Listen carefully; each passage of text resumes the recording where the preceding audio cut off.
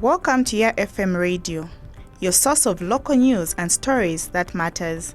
Today, we explore an important topic that affects the well-being of individuals in our community.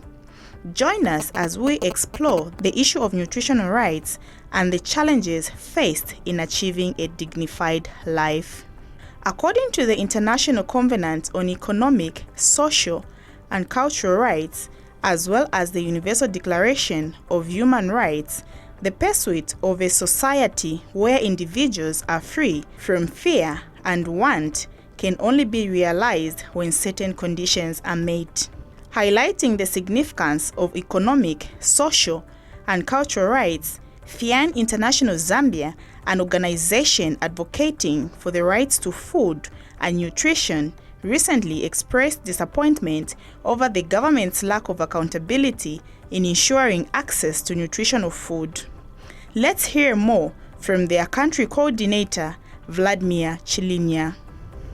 Economic, social, and cultural rights are very important to the human beings because then they guarantee the protection of resources which are important for a human being, for a family to feed themselves. Because we know that, for instance, the right to food is a human right which should be protected. Unfortunately, economic, social, and cultural rights in Zambia do not enjoy the protection of the Constitution. They are not justiciable, and therefore government cannot be held to account for failure to ensure that people have got food. We've seen that there's a rise in the level of malnutrition in Zambia. And in an event that we had, for example, that the economic, social, and cultural rights were included in the Constitution, would have seen government being responsive to include strategies, policies, and action which can actually address malnutrition.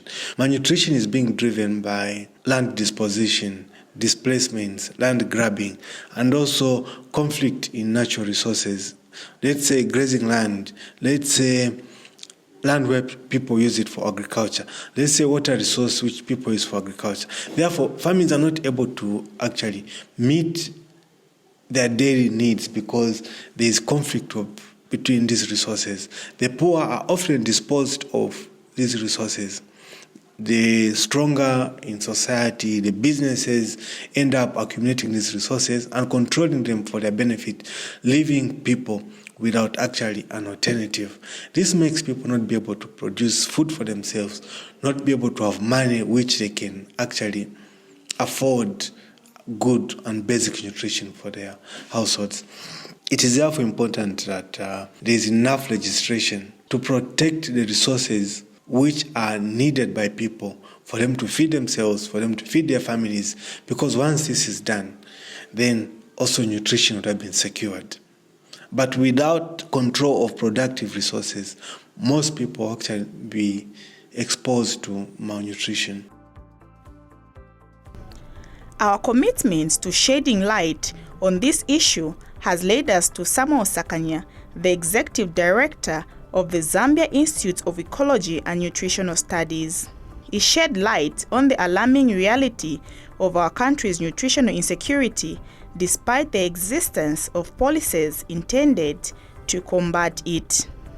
From the side of Zambia's nutritional policy, I think a continuum of studies has consistently revealed that Zambia has an awful lot of good laws on its statute books, including those that are enshrined in our Republican Constitution. So the question that I think we've continued to ask is, why is it that despite having all such good laws in place, Zambia doesn't seem to be doing the right thing? Because I will tell you, we do not exist in a vacuum. We exist in an environment that is constrained by a set of laws. We have a philosophical jurisprudence that tries to define who we are as a people in Zambia in the context of our own country. Zambia today, looking at the statistics that are there, Zambia today, unfortunately, ranks amongst the most nutritionally insecure countries, not just on the continent, but in the world. And that picture, to me, is really, really sad on account of the following. Number one, Zambia has vast tracts of arable land. Out of the 752,612 square kilometers, we have 49 million hectares of land that is classified as low to high potential agriculture production. We have 11,890 square kilometers of water in the southern region hosted here in our country.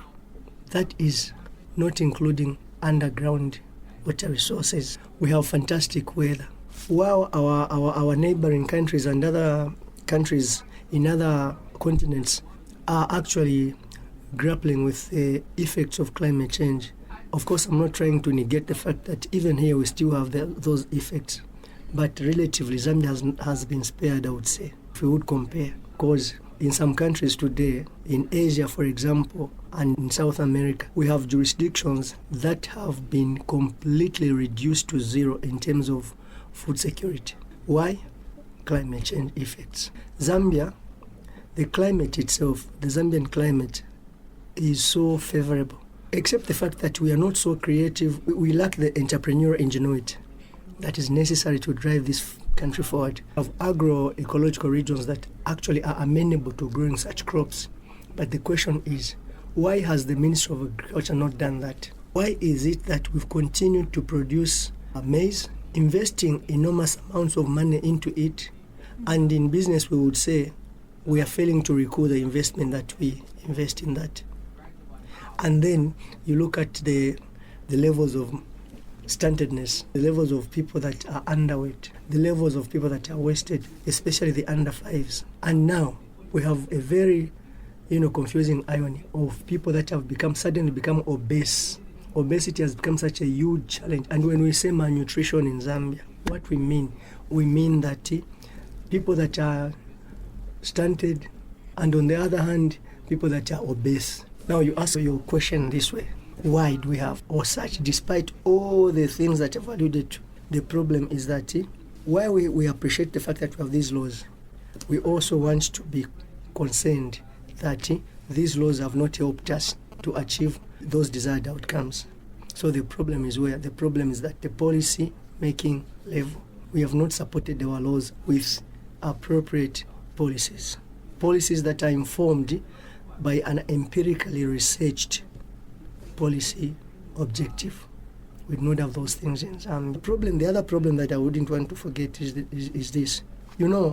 Development is a continuum of policies that derive one from the other. But there has been a very, very bad tendency in Zambia where each time there's change of government, there's always this tendency to begin to change things that the previous government had in place. Sometimes we do not carefully examine whether those things were bad or good. And this has costed us a lot. Today, Zambia in the southern region and continentally was supposed, ideal or indeed potentially, Zambia is supposed to be the continental breadbasket. We are supposed to feed the entire continent because we have the political stability. We have the people that are good. We have the environment. We have a good climate, fantastic weather. All these factors are an important prelude to doing the right thing.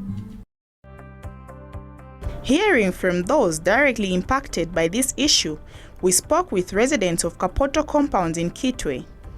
They shed light on the challenges they face in maintaining a nutritional diet due to limited funds. Let's listen to their perspective. Kuno Kapoto efforts to kwanish kuya mtanu kuya mkushta efya kudia transport kaya ma transport na abalunda so na efya kuya na funa filunda so for tulekero kukudia efintu so like diet kuli nombo kuladia once per day one get mkwanishe 3 times a meal no for toilet yakale amonene so efintu na fidula economy na ichinja if compare na kale na inoshita na fidula fi so tetulekwanisha okulia fya kudia for tufile okudia na mfye bana file shupi ko fya ko bafata bana mbapere diet yalondoloka mlando okubati fintu na fiba expensive tetulekwanisha so mlesa ngokuba timuledi afeni mbi once a day Mulondo wakoba tifintu fili expensive nangu bana. That's why kule batabana bale lwala nensalo. Mulondo wakoba tabale die fya kule fisuma. Ichalenga sana. Tule fili okula kwanisha okushite fya kule fya bali nutrition nife muleba tifi fya kweba tinafi kumanisha fyonse dat fira baranda bakuchipatara fyonse fira fya kwanina. Ichalenga abengilingita batutandalira nokusamu kutweba inensha ishibane fya bamona ngumubwadi munshi muri fumwe fya kola tushibane fya bamo. So ichitere ngero futi no bwikashwe nabo koserako batarolesha nango ninomba fe pakti ndi anshite fya kule fya kwa fati fikumani nefe bonse fyonse fema vitamin na fimbi mo firi mfire na adwisha make sure na fire cause fya kadi fruit feke kake kafe mwasa msangati 5 kwacha nane mpombera 5 kwacha pedenga na shitamwe fruit ndi atwale nshikunganda ndi ajale nensara nangushani ile donsero bade chita advocate ati mule fya kule futunturu barolesha pana pali aspect ya mtengo yakho bati bonse fe na orawine na mushiko resha pa market na orawine chora boyure punzire rama basi mwaire ayene manja afira adwisha manja ali yako fya kumana cause ngashire fya kule fya kumanisha manja ma vitamin kulwara parast. The Constitution of Zambia does not include economic, social, and cultural rights in the Bill of Rights, which means they are not justifiable. This further complicates the pursuit of nutritional rights for all citizens. Reporting for Ya FM Radio in Kitwe, my name is Eni Kishiki. Stay tuned as we continue to bring you stories that shed light on issues affecting our community.